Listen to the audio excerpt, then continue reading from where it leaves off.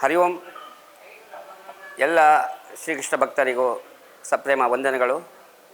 ಪರಮಪೂಜ್ಯ ಪುತ್ತಿಗೆ ಶ್ರೀಪಾದರ ಚತುರ್ಥ ಪರ್ಯಾಯ ಮಂಡಲೋತ್ಸವದ ಶುಭ ಸಂದರ್ಭ. ಉಡುಪಿಯಲ್ಲಿ ಶ್ರೀಕೃಷ್ಣ ಜನ್ಮಾಷ್ಟಮಿ ಮಹೋತ್ಸವದ ಒಂದು ಅತ್ಯಂತ ವೈಭವಯುತವಾಗಿರ್ತಕ್ಕಂಥ ಕಾರ್ಯಕ್ರಮ 48 ದಿನಗಳಿಂದ ಪರಮಪೂಜ್ಯ ಶ್ರೀಪಾದರ ಆದೇಶದಂತೆ ನಡೀತಾ ಇದೆ. ಅನೇಕ ವಿವಿಧ ಕಾರ್ಯಕ್ರಮಗಳಿಂದ ಜನರು ಎಲ್ಲರೂ ಕೂಡ ಹರ್ಷಚಿತ್ತರಾಗಿದ್ದಾರೆ. ಇದೀಗ ಹೊಸ ಕಾರ್ಯಕ್ರಮ ಇವತ್ತು ಮಾಡ್ತಾ ಇದ್ದೇವೆ. ಎಲ್ಲ ಸೌಂದರ್ಯ ಸಿಂಗಾರ ಸಿರಿ ಎಂಬ ಕಾರ್ಯಕ್ರಮ. ಇದರಲ್ಲಿ ವಿಶೇಷ ಏನೆಂದರೆ ಎಲ್ಲ ಭಾರತೀಯ ಸಂಸ್ಕೃತಿಯನ್ನು ಬಿಂಬಿಸುವಂತಹ ಉಡುಗೆ ತೊಡುಗೆಗಳನ್ನು ಹಾಕಿಕೊಂಡು ಮಾತೆಯರು ಮದುಮಕ್ಕಳಾಗಿ ಪ್ರದರ್ಶನವನ್ನು ನೀಡಲಿಕ್ಕಿದ್ದಾರೆ. ನಮ್ಮ ಭಾರತ ದೇಶ ಅನೇಕ ಸಾಂಸ್ಕೃತಿಕ ವೈವಿಧ್ಯದಿಂದ ಪ್ರಸಿದ್ಧವಾದದ್ದು. ಅದನ್ನು ಪ್ರತಿಬಿಂಬಿಸಲು ಇಲ್ಲಿ ತಮಿಳುನಾಡು ಅಥವಾ ಕೇರಳ, ಬೇರೆ ಇನ್ನಿತರ ರಾಜ್ಯಗಳಲ್ಲಿ ಧರಿಸ್ತಕ್ಕಂತಹ ಸಾಂಪ್ರದಾಯಿಕ ಉಡುಪು ತೊಡುಪುಗಳು, ಅದು ಮದುವಣಗಿತ್ತಿ ಹೇಗೆ ಅಲಂಕಾರ ಮಾಡ್ತಾಳೆ ಎಂಬುದನ್ನು ತೋರಿಸುವಂತಹ ಒಂದು ಸಣ್ಣ ಪ್ರಯತ್ನ. ನಮ್ಮ ಸೌಂದರ್ಯವರ್ಧಕ ಸಂಘದವರು ಅದನ್ನು ಮಾತೆಯರೆಲ್ಲ ಸೇರಿ ಶ್ರೀಕೃಷ್ಣನ ಈ ಮಂಡಲೋತ್ಸವದಲ್ಲಿ ಮಾಡ್ತಾಯಿದ್ದಾರೆ. ಈ ಮಂಡಲೋತ್ಸವದಲ್ಲಿ ಇದರ ಅಗತ್ಯ ಏನು ಇತ್ತು ಅಂತೇಳಿ ಕೆಲವು ಮಂದಿಗೆ ಅನಿಸ್ಬೋದು. ಆದರೆ ನೀವೆಲ್ಲರೂ ತಿಳಿದುಕೊಂಡಂತೆ ಉಡುಪಿಯ ಶ್ರೀಕೃಷ್ಣ ಅಲಂಕಾರ ಪ್ರಿಯ, ವಿಷ್ಣುದೇವರೇ ಅಲಂಕಾರ ಪ್ರಿಯ. ವಿವಿಧ ಅಲಂಕಾರಗಳಿಂದ ಪ್ರತಿದಿನವೂ ಶ್ರೀಕೃಷ್ಣನನ್ನು ಆರಾಧಿಸುತ್ತಾರೆ. ನಮ್ಮ ಪರ್ಯಾಯ ಶ್ರೀಪಾದರು, ನಮ್ಮ ಕಿರಿಯ ಶ್ರೀಪಾದರು ಸುಶ್ರೀಂದ್ರ ಚಿತ್ತರಂತೂ ಅಲಂಕಾರದಲ್ಲಿ ನೈಪುಣ್ಯದಲ್ಲಿ ಸಿದ್ಧಹಸ್ತರು.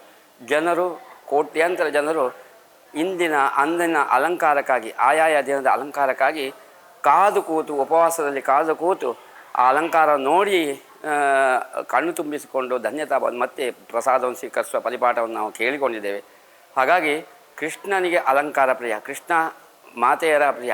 ಅವನು ಎಲ್ಲ ಮಾತೆಯರನ್ನು ಷೋಡಶಸ್ತ್ರೀ ಸಹಸ್ರೇಶ ಅಂತೇಳಿ ಕೃಷ್ಣನಿಗೆ ಹೆಸರು. 16,000 ಮಡದಿಯರನ್ನು ಹೊಂದಿರತಕ್ಕಂತಹ ಗೋಪಾಲಕೃಷ್ಣ ಜಗದ್ಗುರು. ಹಾಗೆ ಇನ್ನೊಂದು ವೈಶಿಷ್ಟ್ಯ, ಇಲ್ಲಿ ಕೃಷ್ಣನಿಗೆ, ವಿಷ್ಣುವಿನ ಅವತಾರರಾದ ಕೃಷ್ಣನಿಗೆ ಪ್ರತಿ ಶುಕ್ರವಾರ ಲಕ್ಷ್ಮಿಯ ಅಲಂಕಾರ ಮಾಡ್ತಕ್ಕಂಥ ಪದ್ಧತಿ ಇದೆ. ಇದು ಭಾಳ ಅಪರೂಪವಾಗಿರ್ತಕ್ಕಂಥ ಒಂದು ವಿಚಾರ. ಬೇರೆ ಎಲ್ಲ ಯಾವ ದೇಶದಲ್ಲಿ ಇಲ್ಲದಿರ್ತಕ್ಕಂಥ ಒಂದು ಅಪೂರ್ವವಾಗಿರ್ತಕ್ಕಂತಹ ಒಂದು ಸನ್ನಿವೇಶ ಇಲ್ಲಿ ನಡೀತದೆ. ನವರಾತ್ರಿ ಅಂತೂ 9 ದಿನವೂ 9 ಅಲಂಕಾರಗಳಿಂದ ಮಹಾಲಕ್ಷ್ಮಿಯ ಅಲಂಕಾರವನ್ನು ಮಾಡಿ ಕೃಷ್ಣನನ್ನು ಪೂಜಿಸಿ ಮಾಡ್ತಕ್ಕಂತಹ ಒಂದು ಸಂಪ್ರದಾಯ ಬಂದಿದೆ.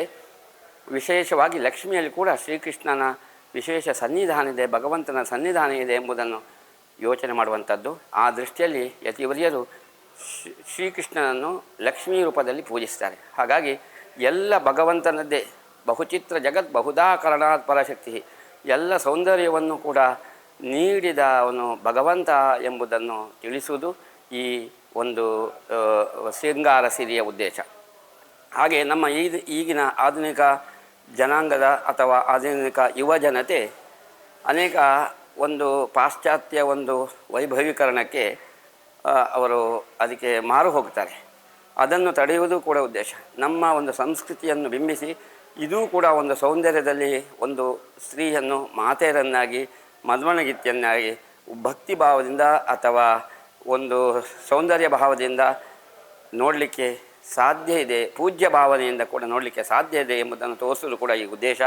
ಇದನ್ನು ಪ್ರಚಾರ ಮಾಡೋದರಿಂದ ನಾವು ಹೆಚ್ಚಾಗಿ ಭಾರತೀಯ ಉಡುಗೆ ತೊಡುಗೆಯನ್ನು ಕೂಡ ಮಾಡಿ ಹಾಕಿಕೊಂಡು ದೇವಾಲಯಕ್ಕೆ ಅಥವಾ ಸಾಮಾಜಿಕ ಕಾರ್ಯಕ್ರಮಗಳಲ್ಲಿ ಭಾಗವಹಿಸಲಿಕ್ಕೆ ಸಾಧ್ಯವಿದೆ.